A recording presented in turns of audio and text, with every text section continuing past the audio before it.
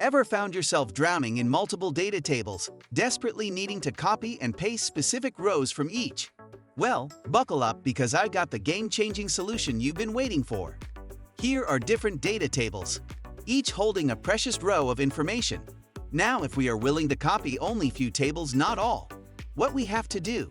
Here under Home section, click on Clipboard. Now select the table you want to choose. Copy every table.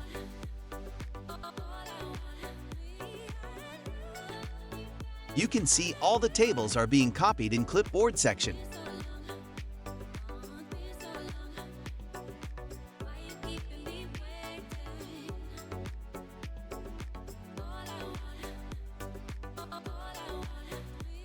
After copying, click on plus icon in bottom to enter in a new sheet.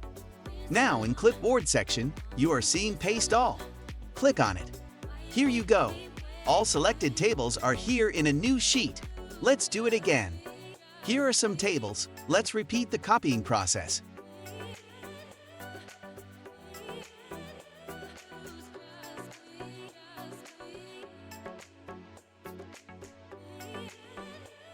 Create a new sheet.